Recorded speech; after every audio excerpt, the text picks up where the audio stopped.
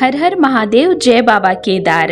तो दोस्तों, अगर आप इस साल पवित्र धाम केदारनाथ टेम्पल की यात्रा पर जाने की योजना बना रहे हैं तो आज का यह वीडियो आपके लिए बहुत ही महत्वपूर्ण होने वाला है।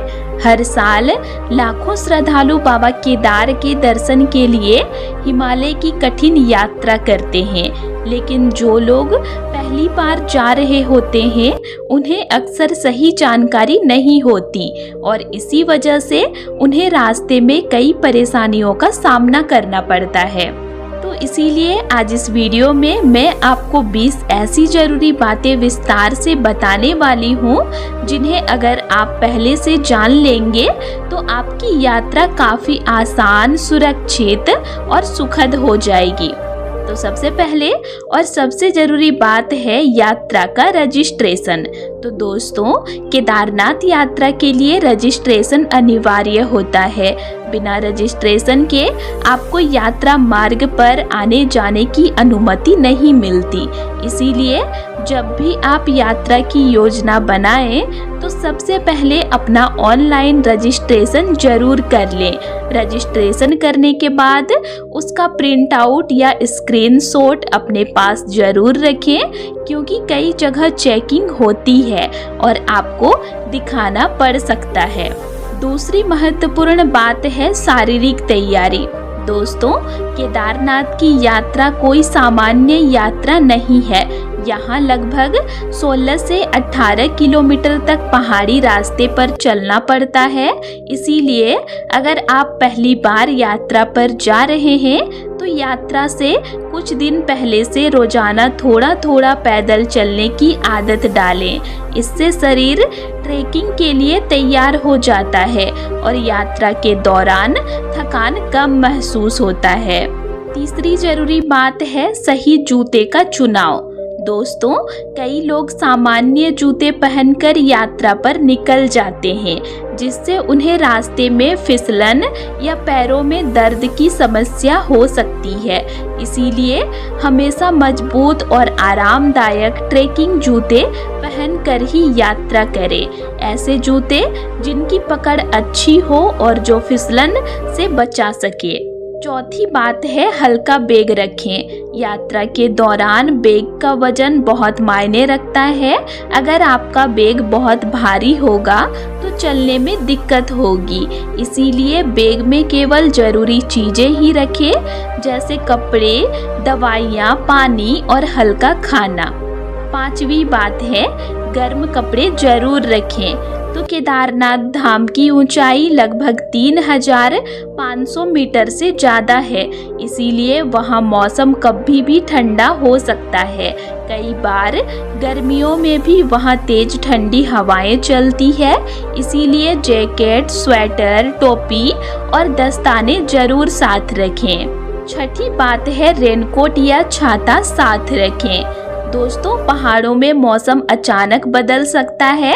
अचानक बारिश शुरू हो सकती है, इसीलिए बैग में रेनकोट या छाता जरूर रखें ताकि बारिश से बचाव हो सके। वैसे बारिश तो आप लोगों को रोज ही देखने को मिलेगा, या तो सुबह या तो शाम। ज़्यादातर दोपहर के बाद बारिश होती ही होती है, तो आप लोग रेनकोट अपने साथ जरूर ही रखिएगा। ऐसे मत सोचिएगा कि बारिश आज नहीं होगी, सुबह से तो धूप निकला हुआ है। दोस्तों, ऐसा कुछ नहीं है। सुबह अगर आप लोगों को बहुत ही अच्छा खिला खिला धूप मिल रहा है तो दोपहर के बाद बारिश भी मिलेगा। ये बात आप अपने दिमाग में बैठा लीजिए कि बारिश मिलेगी ही, इसीलिए रेनकोट साथ जरूर रखिए। सातवीं बात है पानी और हल्का भोजन साथ रखें। तो यात्रा मार्ग में चाय और नाश्ते की दुकानें जरूर मिलती है, लेकिन अपने साथ पानी की बोतल, ड्राई फ्रूट्स, बिस्किट या चॉकलेट रखना अच्छा रहता है। इससे रास्ते में ऊर्जा बनी रहती है। आठवीं बात है सुबह जल्दी यात्रा शुरू करें। अगर आप सुबह जल्दी ट्रैक शुरू करते हैं तो मौसम साफ रहता है और रास्ते में भीड़ भी कम होती है। इससे आपको आराम से चलने का समय मिलता है और आप शाम होने से पहले धाम तक पहुंच सकते हैं। 9वीं बात है धीरे धीरे चलें। तो दोस्तों, कई लोग जल्दी पहुंचने के लिए तेज चलने लगते हैं, जिससे शरीर जल्दी थक जाता है। इसीलिए हमेशा आराम आराम से चलें और ज़रूरत पड़ने पर बीच बीच में आराम करते रहें। 10वीं बात है, ट्रैकिंग स्टिक का उपयोग करें। एक मजबूत लकड़ी का स्टिक या ट्रैकिंग पोल आपके संतुलन को बनाए रखने में बहुत मदद करता है, खासकर चढ़ाई और उतराई के समय। तो इसीलिए अपने साथ एक स्टिक जरूर ले लीजिए गौरीकुंड से। 11वीं बात है, जरूरी दवाइयाँ साथ रखें। तो अगर आपको कोई बीमारी है या आप नियमित दवा लेते हैं तो अपनी दवाइयाँ जरूर साथ रखें। इसके अलावा सामान्य दवाइयाँ जैसे दर्द की दवा, बैंडेज और प्राथमिक उपचार की चीज़ें भी रख सकते हैं। 12वीं बात है, पावर बैंक जरूर साथ रखें। दोस्तों, पहाड़ी क्षेत्रों में बिजली की सुविधा हर समय उपलब्ध नहीं होती, इसीलिए अपने मोबाइल को चार्ज रखने के लिए पावर बैंक रखना बहुत ज़रूरी होता है। तो अपने साथ आप पावर बैंक जरूर लेकर आइएगा। 13वीं बात है, सनस्क्रीन और सन ग्लास रखें। तो ऊंचाई वाले क्षेत्रों में धूप तेज होती है, इसीलिए त्वचा और आँखों की सुरक्षा के लिए सनस्क्रीन और सन ग्लास उपयोगी होते हैं। 14वीं बात है, छोटी टॉर्च जरूर रखें। अगर किसी कारण से यात्रा में देर हो जाए या रात में ज़रूरत पड़े तो टॉर्च बहुत काम आती है। 15वीं बात है, ऊंचाई पर सांस फूल सकती है।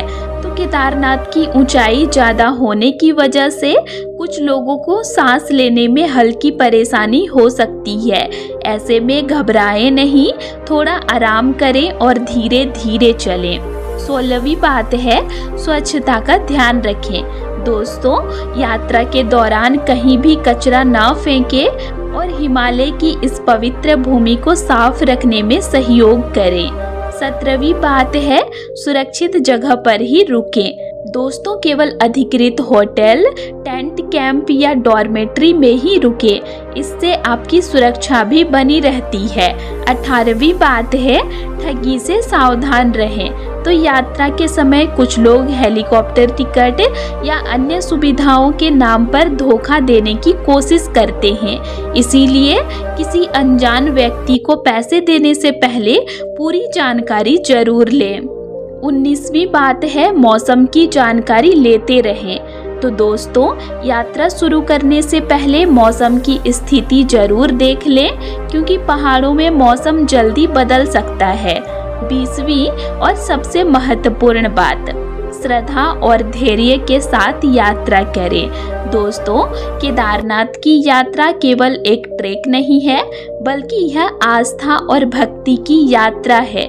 जब श्रद्धालु हिमालय की गोद में स्थित पवित्र धाम केदारनाथ टेम्पल में पहुंचकर बाबा केदार के दर्शन करते हैं, तो उनकी सारी थकान और परेशानियां दूर हो जाती है।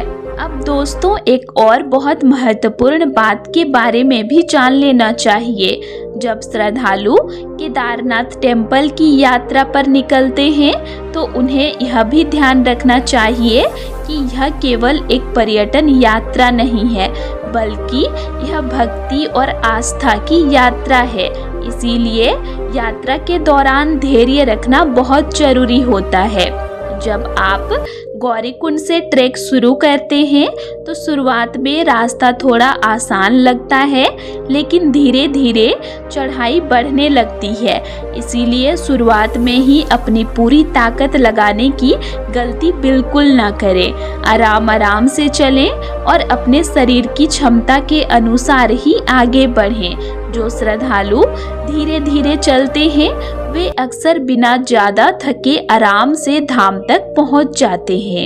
एक और ज़रूरी बात, यात्रा के दौरान पानी थोड़ा थोड़ा करके पीते रहें। कई बार लोग जल्दी पहुंचने के चक्कर में पानी पीना भूल जाते हैं, जिससे शरीर जल्दी थक जाता है। इसीलिए अपने शरीर को हाइड्रेट रखना बहुत ज़रूरी है। इसके अलावा कोशिश करें कि रास्ते में मिलने वाले स्थानीय लोगों और अन्य यात्रियों की मदद करें। कई बार कोई बुजुर्ग यात्री या पहली बार आने वाला श्रद्धालु रास्ता पूछता है या थोड़ी मदद चाहता है। ऐसे समय पर एक दूसरे की सहायता करना ही इस यात्रा की सबसे बड़ी खूबसूरती होती है। यात्रा के दौरान आपको कई जगह छोटे छोटे मंदिर, प्राकृतिक झरने और सुंदर दृश्य भी देखने को मिलेंगे। इसीलिए सिर्फ जल्दी पहुंचने की सोच कर आगे बढ़ने के बजाय रास्ते की खूबसूरती को भी महसूस करें। हिमालय की यह पवित्र भूमि अपने आप में एक अलग ही शांति और ऊर्जा देती है। और जब आप आखिरकार बाबा के धाम के पास पहुंचते हैं और दूर से मंदिर के दर्शन होते हैं तो उस समय मन में जो भाव आता है उसे शब्दों में बताना बहुत मुश्किल होता है। उस पल में श्रद्धालु को ऐसा महसूस होता है कि उसकी सारी थकान और सारी परेशानियां जैसे कहीं पीछे छूट गई हो। हिमालय की ऊंचाइयों के बीच स्थित पवित्र धाम केदारनाथ टेम्पल में बाबा केदार के दर्शन करना हर श्रद्धालु के जीवन का एक बहुत ही पवित्र और यादगार अनुभव बन जाता है। इसीलिए अगर आप भी इस साल 2026 में बाबा केदारनाथ धाम की यात्रा पर जाने वाले हैं तो अभी से अपनी तैयारी शुरू कर दीजिए। सही जानकारी लेते रहिए और पूरी श्रद्धा के साथ इस पवित्र यात्रा को पूरा कीजिए। और जो भी श्रद्धालु 2026 में यात्रा करने वाले हैं उनको ये वीडियो जरूर शेयर कीजिएगा, उनके लिए काफ़ी हेल्पफुल रहेगा। तो दोस्तों आज के लिए इतना ही, और आप लोगों को मेरा आज का इन्फॉर्मेशन कैसे लगा ये मुझे कमेंट करके ज़रूर बताइएगा। और वीडियो अच्छा लगा तो वीडियो को लाइक कीजिएगा और साथ ही चैनल को सब्सक्राइब भी ज़रूर कर लीजिएगा। और अगर आप लोगों को केदारनाथ धाम से रिलेटेड और भी वीडियोस देखने हैं तो मेरे चैनल में अपलोड हैं, आप उनको भी देख सकते हैं। तो चलिए फिर मिलते हैं एक नई वीडियो के साथ। Thanks for watching.